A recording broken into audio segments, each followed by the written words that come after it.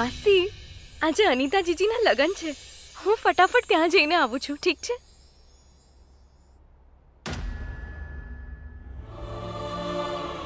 શું થયું માસી? આ સમયનું પૈડું કેટલી ઝડપથી ફરી રહ્યું છે ને દીકરી. મને લાગે છે જાણે કાલની જ વાત હોય. મૈયા રાણીએ તને મારા ખોળામાં આપી હતી. આજે તને આ ઘરેથી જવાનો સમય પણ આવી ગયો.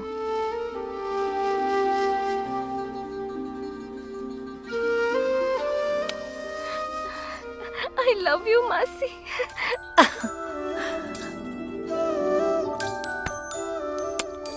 આઈ લવ યુ ટુ. હવે ચૂપ થઈ જા. હા નહીં તો જો બેટા, મારી પાસે તને આપવા માટે બહુ બધું તો છે નહીં, પણ આજે એક મોટી શિખામણ આપી દઉં છું. જો યાદ રાખીશ તો જીવનભર સુખી રહીશ. આજે ફળ છે ને, ફળદાનનું દરેક ફળ વહુના સ્વભાવને દર્શાવે છે. એના માટે તને આખું જીવન પોતાનો સ્વભાવ આ ફળની જેમ શાંત અને મીઠો રાખવાનો છે. આજે નાળિયેર છે ને, મજબૂત વ્યક્તિત્વ. ભલે કેટલા પણ તૂફાન આવી જાય જિંદગીમાં, પણ ક્યારેય તૂટતી નહીં. ડટીને ઊભી રહેજે. અને આ પૈસા, હવે તું એમના ઘરની લક્ષ્મી બનવા જઈ રહી છે. ભલે પતિ જ કમાય, પણ બરકત હંમેશા પત્નીના જ હાથમાં હોય છે. એટલા માટે તમે બંને જણા હળી મળીને પ્રેમથી પોતાની ગૃહસ્થી ચલાવજો.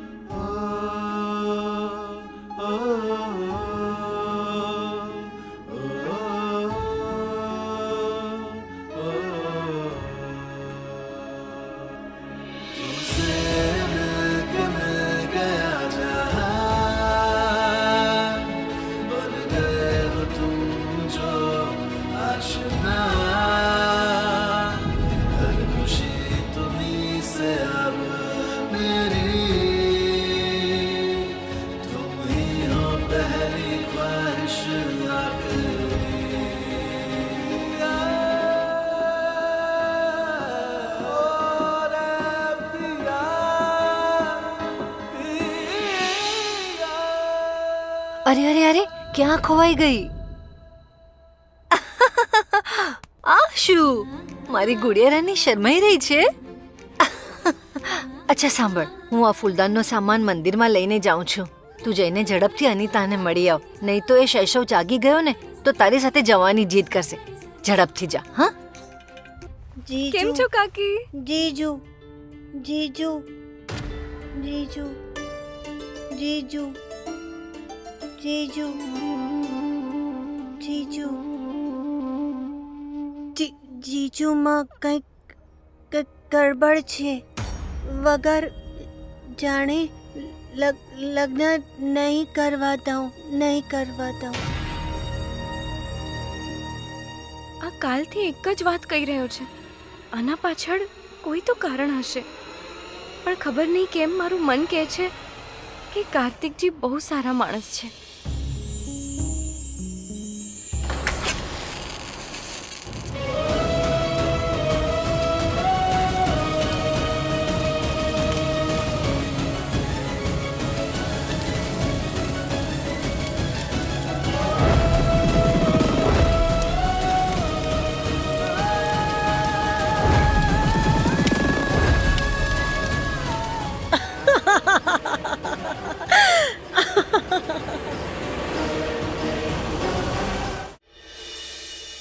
માનવ જાતિ ભોળી, અનાળી અને બેવકૂફ. આ અમારી શક્તિઓને હરાવશે, કૃતિકાયનની શક્તિઓને. અમે વૈષ્ણવીના જીવનમાં એટલી કઠિનાઈઓ ઉત્પન્ન કરી દઈશું કે ના તો તમે એને ઉકેલી શકશો અને ના એ સહન કરી શકશે. અચ્છા સાંભળ, જો તું મને સાચે જ પોતાની માં માને છે ને તો સાબિત કરીને બતાવ. હું કંઈ પણ કરીશ માં. તમે બસ બોલો, હું કરીશ.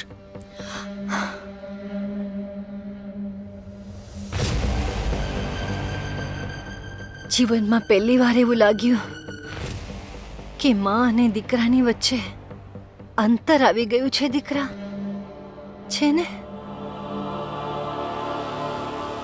હવે જે ચીજ માં અને દીકરાની વચ્ચે અંતર પેદા કરે એની સાથે તો એક જ ચીજ થવી જોઈએ,